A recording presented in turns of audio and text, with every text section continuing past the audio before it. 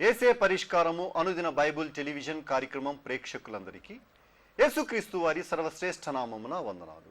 ప్రభువునందు ప్రియా దేవుని బిడ్డలారా, నేటి దినము పాస్టర్ కారుపాటి శ్యాంసాగర్ గారి ద్వారా వచన ధ్యానములుగా యెహెజ్కేలు గ్రంథమును ధ్యానం చేసుకుందాము. మీరందరూ బైబిల్తోనూ నోట్బుక్తోనూ సిద్ధపడి ఉంటే పాస్టర్ కారుపాటి శ్యాంసాగర్ గారు ప్రార్థన చేసి ఈ దినపు వాక్య పరిచర్య చేస్తారు. ప్రభువునందు ప్రియమైన దేవుని బిడ్డలారా, ఈ రాత్రి కాలము దేవుని వాక్యం నిమిత్తం ప్రార్థించుకుని వాక్య ధ్యానం ప్రారంభించుకుందాం. దయచేసి తలలో వంచండి, ప్రార్థనలో ఏకీభవించండి. మమ్మలను మిక్కిలిగా ప్రేమిస్తున్న మా ప్రియ పరలోకపు తండ్రి, మీ పరిశుద్ధ గణనామమునకు స్తోత్రాలు. మా ప్రియ ప్రేక్షకులు, మీ ప్రియ బిడ్డలు వాక్యం కొరకు ఎదురు చూస్తున్నారు. వారితో మీరు మాట్లాడండి. ఈ సమయంలో ప్రత్యేకంగా ప్రతి ప్రేక్షకుని యొక్క ఆధ్యాత్మిక అవసరతలు మీరు తీర్చుమని ప్రార్థన చేస్తున్నాను. ఘనత, మహిమ, ప్రభావాలు మీరు పొందినట్లుగా ఎపిసోడ్ స్పాన్సర్స్ను దయచేయండి. యేసుక్రీస్తు ప్రభు పేరిట ప్రార్థన చేస్తున్నాము తండ్రి, ఆమేన్. ప్రభువునందు ప్రియమైన దేవుని బిడ్డలారా, దయచేసి మీ పరిశుద్ధ బైబిల్ గ్రంథాన్ని తెరిచి యెహెజ్కేలు గ్రంథం 34వ అధ్యాయం మీ ఎదుట ఉంచుకోండి. ఈ అధ్యాయంలో 31 వచనాలు వ్రాయబడ్డాయి. దేవుడు యెహెజ్కేలునకు ప్రవచనము ద్వారా తెలియచేస్తున్నటువంటి ప్రాముఖ్యమైన అంశం. ఈ 34వ అధ్యాయం మీకు అర్థం కావటానికి చివరి వచనం చదువుకున్న తర్వాత మొదటి వచనానికి వద్దాం. గొర్రెలు, కాపరి అనే రిలేషన్షిప్, సంబంధాన్ని గురించి మాట్లాడుతున్నాడు. అందుకనే 31వ వచనంలో అంటాడు, నా గొర్రెలను, నేను మేపుచూ ఉన్న గొర్రెలను అగు మీరు మనుష్యులు, నేను మీ దేవుడను, ఇదే ప్రభు అయిన యెహోవా వాక్కు. క్రొత్త నిబంధన గ్రంథంలో యోహాను సువార్తికుడు 10వ అధ్యాయంలో యేసుక్రీస్తు ప్రభువు వారు స్వయంగా చెప్పిన మాటలను రికార్డు చేశాడు, రాసి ఉంచాడు. నేను గొర్రెలకు మంచి కాపరిని, నా గొర్రెలు నా స్వరం వింటాయి, నేను వాటిని పేరు పెట్టి పిలుస్తాను, నా గొర్రెల కొరకు జీవం ఇవ్వటానికి వచ్చాను, సమృద్ధిగా జీవం ఇవ్వటానికి వచ్చాను, వాటి కొరకు నేను ప్రాణం పెడుతున్నాను, వాటిని నేను ప్రేమిస్తున్నాను, అందువలన తండ్రి నన్ను ప్రేమిస్తున్నాడని యేసుక్రీస్తు ప్రభు చెప్పుకున్నటువంటి ఆ వృత్తాంతం యూదులను గూర్చి యేసుక్రీస్తు ప్రభువు వారు ఒక కాపరిగా ఈ లోకమున ప్రత్యక్షమైనట్లుగా ఆయన ప్రకటించుకున్నారు. నేను గొర్రెలకు మంచి కాపరిని. యూదులను ప్రభు రక్షించటం కొరకే వచ్చారు. యూదులను నూతన నిబంధనలో భాగస్థులను చేయాలని ఆయన నరావతారిగా యూదా వంశంలోనే జన్మించారు. కనుక ఆయన ఈ ఇశ్రాయేలీయులను గురించి మాట్లాడుతున్నప్పుడు నేను కాపరిని అని మాట్లాడుతున్నాడు. యెహెజ్కేలు గ్రంథంలో ఉన్న కాపరులు ధర్మశాస్త్రం అనుసరించి నడుస్తున్నటువంటి కాపరులు. ఎక్కడ నుండి వచ్చారు ఈ కాపరులు? ప్రధాన యాజకుడు ప్రధాన కాపరి, యాజకులు కాపరులు.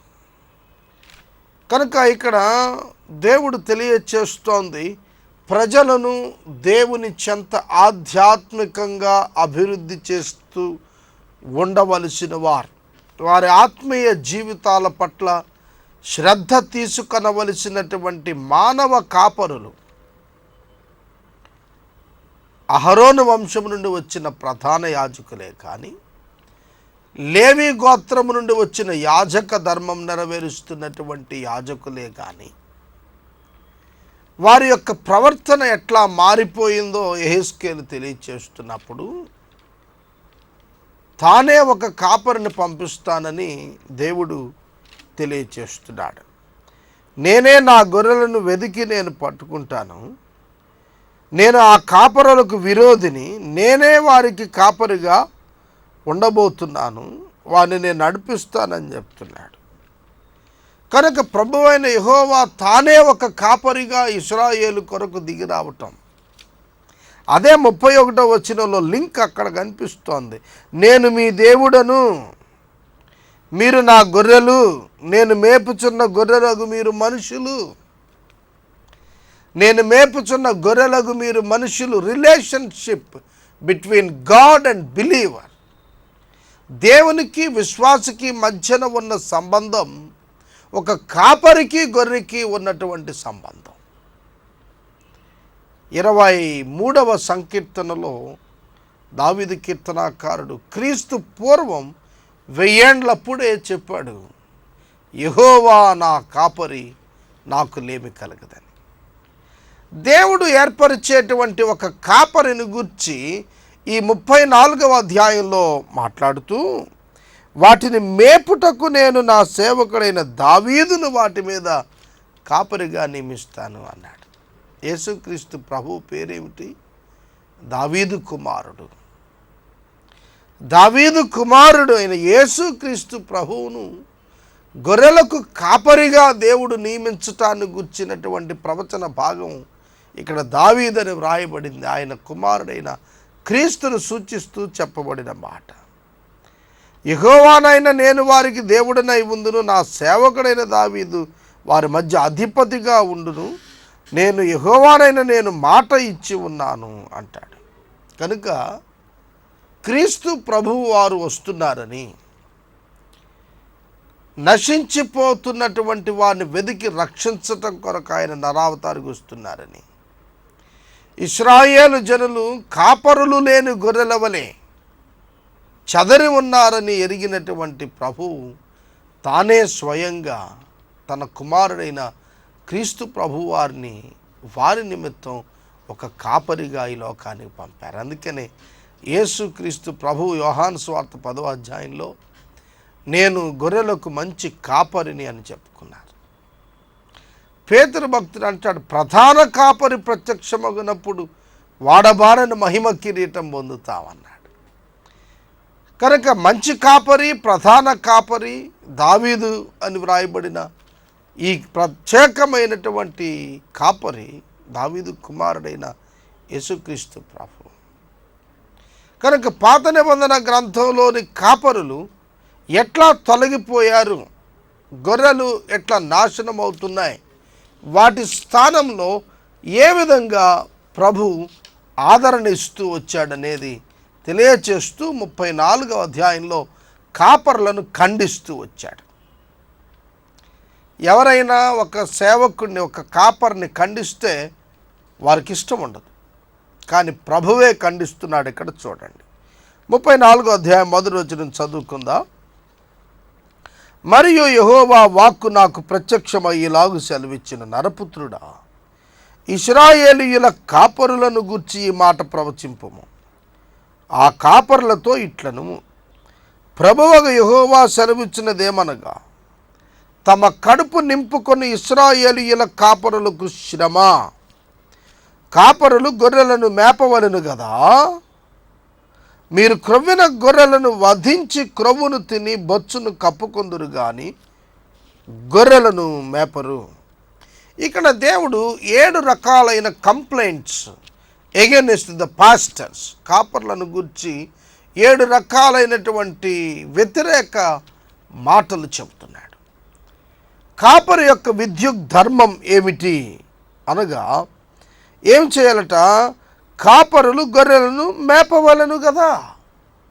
యోహాను సువార్త మనం చూస్తున్నప్పుడు క్రీస్తు ప్రభువారు పునరుద్ధానుడు అయిన తదుపరి ఆయన పేతురును ముమ్మారు ప్రశ్నిస్తున్నారు. సిమోను కుమారుడవైన పేతురు, నీవు నన్ను ప్రేమిస్తున్నావా అనేటువంటి మాట ప్రత్యేకంగా 3 పర్యాయాలు కనిపిస్తుంది. 21వ అధ్యాయం, యోహాను సువార్త 21వ అధ్యాయం 15వ వచనం. వారు భోజనము చేసిన తర్వాత యేసు సీమోను పేతురును చూచి, యోహాను కుమారుడవైన సీమోను, వీరికంటే నీవు నన్ను ఎక్కువగా ప్రేమిస్తున్నావా అని అడగగా, అవును ప్రభువా, నేను నిన్ను ప్రేమిస్తున్నానని నీవే ఎరుగుదువని ఆయనతో చెప్పగా, యేసు నా గొర్రె పిల్లలను మేపుమని చెప్పాను. మరలా ప్రభు అడుగుతున్నారు, పేతురు, నీవు నన్ను ప్రేమిస్తున్నావా అని అడగగా, నేను నిన్ను ప్రేమిస్తున్నానని నీవే ఎరుగుదువని చెప్పాను. అందుకు నా గొర్రెలను కాయము, గొర్రెలను మేపము, గొర్రె పిల్లలను మేపము, గొర్రెలను కాయము. కనుక ఈ 3 మాటలు కూడా, గొర్రెలను మేపము, కాయము, మేపము, ఒక కాపరిగా పేతురునకు దేవుడిస్తున్నటువంటి కమిషన్, ఒక బాధ్యత ఇక్కడ మనం గుర్తెరగగలుగుతున్నాం. కనుక కాపరులు మేపాలి గొర్రెలను. కానీ ఇశ్రాయేలు కాపరులట ఈ గొర్రెలను కోసుకుని తిని క్రొవ్విన మాంసాన్ని భుజించి వాటిపై వస్తున్నటువంటి గొర్రె బొచ్చును దుస్తులుగా ధరించుకుంటూ వాటిని వ్యాపారం చేసుకుంటూ వారి ఇష్టానుకూలంగా బ్రతుకుతున్నారు. అంటే మిస్యూజింగ్ ద అథారిటీ, అప్పగించబడినటువంటి అధికారాన్ని, అప్పగించబడినటువంటి బాధ్యతను విస్మరించిన వారుగాను, మరియు ఆ యొక్క అధికారమును వేరొక రకంగా వినియోగించుకున్న వ్యక్తులుగాను కనిపిస్తున్నారు ఆనాటి ఇశ్రాయేలు కాపరులు. వారు గొర్రెలను మేపరు. 1. 2, బలహీనమైన వాటిని బలపరచరు. 3, రోగము గల వాటిని స్వస్థపరచరు. 4, గాయపడిన వాటికి కట్టుకట్టరు. 5, తోలివేసిన వాటిని మరలా తోలుకొని రారు. 6, తప్పిపోయిన వాటిని వెదుకురు. 7, వారు కఠిన మనస్కులై బలాత్కారముతో వాటిని ఏలుదురు. ఈ 7 కూడా నెగటివ్ పాయింట్స్. ఇవి వ్యతిరేకమైనటువంటి అంశాలుగా ఉన్నాయి దేవుని దృష్టిలో. చేయవలసినవి చేయక, చేయకూడని 7 సంగతులు ఈ కాపరులు చేస్తున్నారు. ఈ 7 అంశాలలో కూడా మీరు గమనించినట్లయితే బాధ్యత రాహిత్యం కనిపిస్తోంది, స్వార్థపరత్వం కనిపిస్తోంది, ధనాపేక్ష కనిపిస్తోంది, శరీర ఇచ్ఛ కనిపిస్తోంది. చూడండి, నేటి సేవకులలో సహితం ఇది హెచ్చరిక.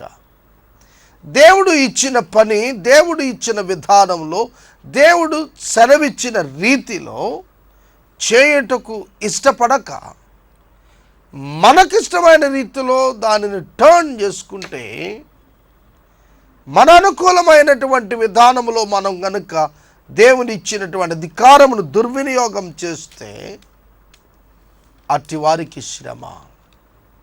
మీలో అనేకులు బోధకులై ఉండకుడి, బోధకులకు శ్రమ అన్నాడు. కాపరులకు శ్రమ. కాపరులు ఆధ్యాత్మిక వర్తమానముల చేత సంఘమును దేవుని యొక్క కుమారుడైన క్రీస్తు వారి రాకడ కొరకు సిద్ధపరచాలి,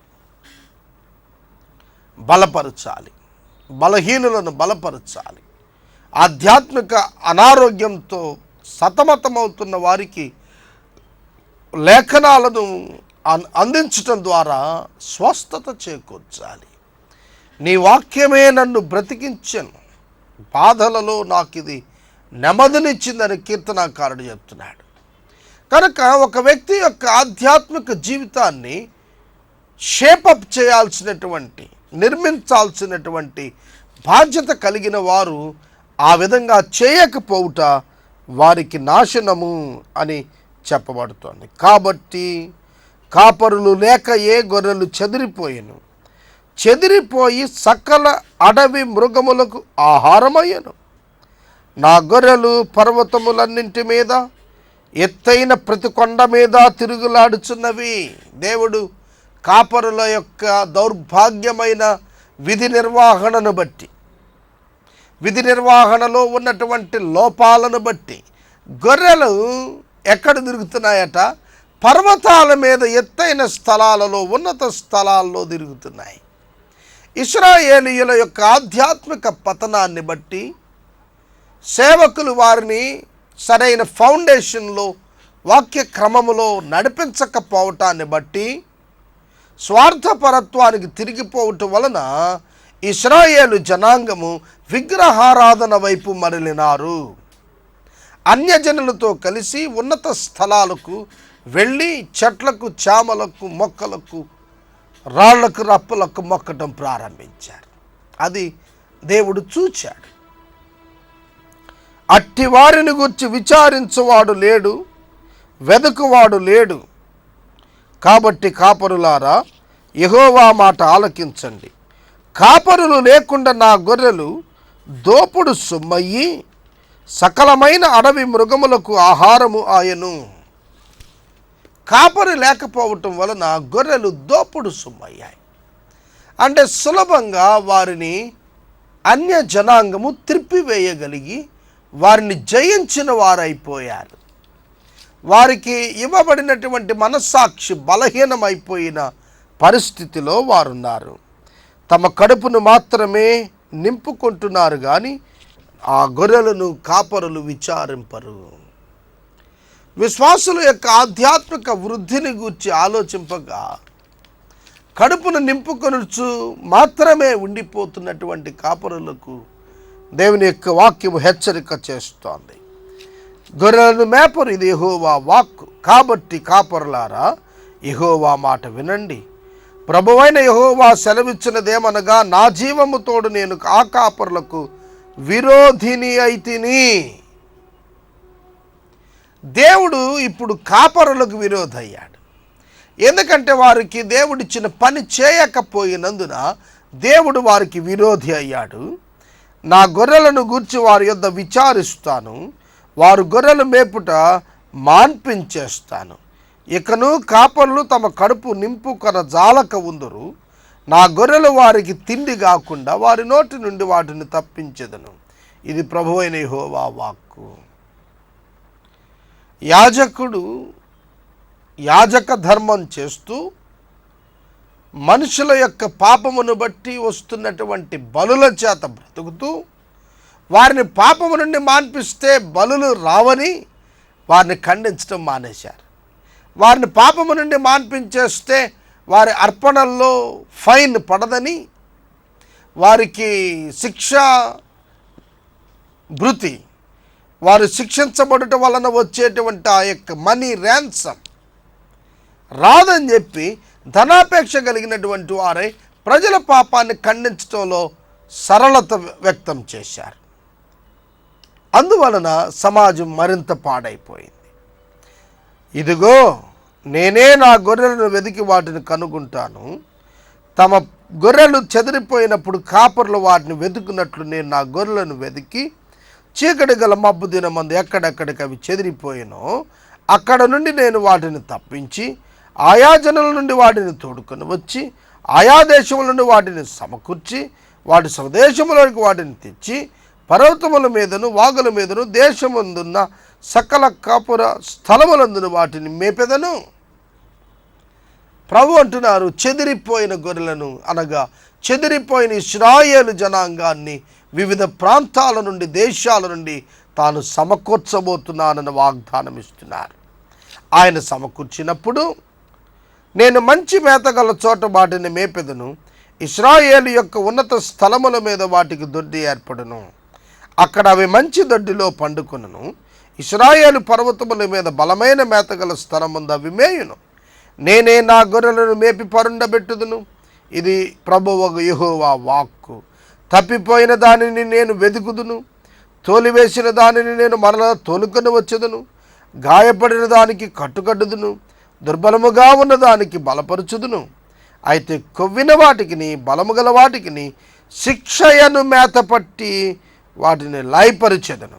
నా మంద మీ విషయమై దేవుడనైన యెహోవానగు నేను సెలవిచ్చినదేమగనగా గొర్రెకును మధ్య గొర్రెలకును పొట్టేళ్లకును మధ్య గొర్రెలకును మేకపోతులకును మధ్య భేదము కనుగొని నేను తీర్పు తీర్చేదను. తీర్పు తీర్చేది ఎవరు? యేసుక్రీస్తు ప్రభువే. మత్తయి సువార్త 25వ అధ్యాయం 32వ వచనంలో మేకలలో నుండి గొర్రెలను వేరుపరిచి యేసుక్రీస్తు ప్రభువారు అగ్నిగంధకాలతో మండి అగ్నిగుండములోనికి అపవాది కొరకు నియమించబడిన అగ్నిగుండములోనికి మేకలను పంపిస్తున్నాడు. అంటే మేకలు అంటే ఈ మనం అనుకునే మేకలు కాదు, సింబాలిక్గా రాస్తున్నాడు. అవిశ్వాసులు, నీతి లేనటువంటి వారు, విశ్వసించినటువంటి వారు అగ్నిగంధకములతో మండే గుండములో పడవేయబడతారు. తీర్పు అనంతరం ఆయన ఎదుట మనుషులందరూ పోగు చేయబడుతున్నారు. విశేషముగా మేతమేసి మిగిలిన దాని కాళ్ళతో తొక్కుట మీకు చాలదా? మీరు స్వేచ్ఛ అయిన నీరు తాగి మిగిలిన దాన్ని కాళ్ళతో కెలుకులు చేయటం మీకు చాలదా? ఎంత దారుణం అండి! సేవకుల వరకు వారు మేలైనటువంటి నీళ్లు తాగుతున్నారు, గొర్రెల దగ్గరకు వచ్చేటప్పుడు కలుకలు చేస్తున్నారు. అంటే తమ యొక్క జాగ్రత్త తీసుకుంటున్నారు, కానీ వారి ఆత్మీయ జాగ్రత్తను వారు పట్టించుకోవటం లేదు. కాబట్టి ప్రభువైన యెహోవా ఈ మాట సెలవిస్తున్నాడు, ఇదిగో నేను క్రొవ్విన గొర్రెలకు చిక్కిపోయిన గొర్రెలకు మధ్య భేదం కనుగొని తీర్పు తీర్చుదును. మీరు భుజముతోను ప్రక్కతోను తోసిన కొమ్ములతోను రోగము గల వాటిని పొడిచి చెదరగొట్టెదరు. నా గొర్రెల దోపుడు సొమ్ము కాకుండా గొర్రెలకు మధ్య తీర్పు తీర్చి నేను వాటిని రక్షించదును. వాటిని మేపుటకు నా సేవకుడైన దావీదును కాపరిగా నియమిస్తాను. క్రీస్తు ప్రభువే వారికి కాపరి. యెహోవానైన నేను వారికి దేవుడనై ఉందును. నా సేవకుడైన దావీదు వారి మధ్య అధిపతిగా ఉండును. యెహోవానైన నేను మాట ఇచ్చి ఉన్నాను. మరియు అవి అరణ్యములో నిర్భయముగా నివసించినట్లు, నడవలో నిర్భయముగా పండుకున్నట్లును నేను వారితో సమాధానార్థ నిబంధన చేయుదును. దేవునికి స్తోత్ర. సమాధానార్థమైన నిబంధన యేసుక్రీస్తు ద్వారా చేశాడు దేవుడు. ప్రకటన గ్రంథం 21వ అధ్యాయంలో చూస్తున్నప్పుడు ఆ యొక్క యెరూషలేము అలంకరించబడినదిగా దిగి వస్తోంది. దేవుని సన్నిధి ప్రజలైనటువంటి వారితో ఉండబోతోంది. నూతన ఆకాశం నూతన భూమిపైన ఉండే సన్నివేశాన్ని ఇక్కడ అక్షరార్థంగా తెలియజేస్తున్నాడు. వారిని నా పర్వతపు చుట్టుపట్ల స్థలమున దీవెనకరముగా చేస్తాను. ఋతువుల ప్రకారం వర్షం కురిపిస్తాను. దీవెనకరముగా వర్షాలు కురుస్తాయి. ఫలవృక్షాలు ఫలితాన్ని ఇస్తాయి. భూమి పండుతుంది. చూస్తున్నారా? ఆదికాండం 3వ అధ్యాయంలో ఆదాము పాపము చేసినప్పుడు పంట నాశనం అవుతుందని, పంట చేతికి రాదని, ఫలాలు పోతున్నాయని చెప్పాడు. ఇక్కడ తిరిగి కడమ ఆదాము యొక్క పరిపాలన క్రిందకు వస్తున్నటువంటి విశ్వాసులకు ఫలింపును ఇస్తున్నాడు, పంటను ఇస్తూ మాట్లాడుతున్నాడు. వారి కన్యజనులకు దోపుడు సొమ్ముగా ఉండరు, దుష్టముఖములు వారిని భక్షింపవు. ఎవ్వరి వలనను భయము లేకుండా వారు సురక్షితంగా నివసిస్తారు. ఇది గొప్ప వాగ్దానం. నూతనాకాశం నూతన భూమిలో విశ్వాసికి విరోధి లేడు. వారు నా దేశములో కరువు కలిగి నశించిపోకుండా అన్యజనుల వర వారి కష్టము ప్రాప్తించకుండా వారి ప్రఖ్యాతి కొరకై తోట ఒకటి నేను ఏర్పరిచెదను. అప్పుడు తమ ప్రభు అయినటువంటి యెహోవానగు నేను తమకు తోడుగా ఉన్నాననియు ఇశ్రాయేలీయులైన తాము నా జనులై ఉన్నారనియు వారు తెలుసుకుందరు. 1000 ఏళ్ల పరిపాలనలో కూడా ఈ విధమైనటువంటి అవగాహన యూదులకు వస్తుంది. నా గొర్రెలను నేను మేపుచున్న గొర్రెలను అగు మీరు మనుష్యులు, నేను మీ దేవుడనైన యెహోవాను. ఇది యెహోవా వాక్కు. 34వ అధ్యాయం అంతా కూడా రెస్టోరేషన్ ఆఫ్ ఇజ్రాయెల్, ఇశ్రాయేలు దేశం సమకూర్చబడటం, ఇశ్రాయేలు చెదరగొట్టబడటంలో యాజకుల యొక్క పాత్ర, ఇశ్రాయేలు చెదరగొట్టబడటంలో దైవజనుల యొక్క వైఫల్యం వర్ణించబడి దేవుడే వారి పట్ల శ్రద్ధ తీసుకోబోతున్నాడని పరిశుద్ధ లేఖనాలు తెలియచేస్తున్నాయి. 34వ అధ్యాయం మనం ముగించుకుందాం. రేపటి వాక్య ధ్యానంలో 35వ అధ్యాయము మనం ప్రారంభించుకుంటాం. ఎపిసోడ్ స్పాన్సర్స్ కావాలి, దయచేసి ముందుకు రండి. మనము ఇంతవరకు పాస్టర్ కారుపాటి శ్యామ్సాగర్ గారి ద్వారా వచన ధ్యానములుగా ఎహెజ్కేలు గ్రంథమును ధ్యానం చేసుకున్నాము. ఈ కార్యక్రమం ద్వారా మీరు పొందుకొనుచున్న ఆత్మీయ మేలులు ఒక ఉత్తరం ద్వారా మాకు తెలియచేయండి. మీ ప్రార్థనా మనవును మాకు తెలియచేస్తే ఏసే పరిష్కారము కార్యాలయంలో ఏర్పాటు చేసిన ప్రత్యేక ప్రార్థనా శిబిరంలో మీ కొరకు ప్రార్థిస్తాము. మీ కుటుంబ పక్షముగా ఒక ఎపిసోడ్ ప్రసారం చేయాలనుకునేవారు మాకు తెలియచేయండి. అలాగే మా ఈ కార్యక్రమానికి ప్రతి నెల 100 రూపాయలు కానీ 50 రూపాయలు కానీ 25 రూపాయలు కానీ ఆర్థిక సహకారం అందించాలనుకునేవారు మాకు తెలియచేస్తే మా సిబ్బంది మీ గృహాలను దర్శిస్తారు. ముగింపు ప్రార్థన ఆశీర్వాదాలతో ఈ కార్యక్రమాన్ని ముగించుకుందాం. ప్రార్థన చేసుకుందాం. దయచేసి తలలు వంచండి, ప్రార్థనలో ఏకీభవించండి. మమ్మను మిక్కిలిగా ప్రేమిస్తున్న మా ప్రియ తండ్రి, మీకు వందనాలు. మా రక్షకుడైన యేసుక్రీస్తు ప్రభువు వారిని ఈ లోకంలో మంచి గొర్రెల కాపరిగా అనుగ్రహించి ఆయన యందు విశ్వాసం ఉంచినటువంటి వారికి నిత్య జీవమునిచ్చి నాయన తీర్పు అనంతరం నూతన ఆకాశం నూతన భూమిలో ఏ విధమైనటువంటి భయం లేకుండా సురక్షితంగా ఆయన హస్తం క్రింద జీవించు భాగ్యం మీరు ఇవ్వబోతున్నందుకు వందనాలు చెల్లిస్తున్నాం.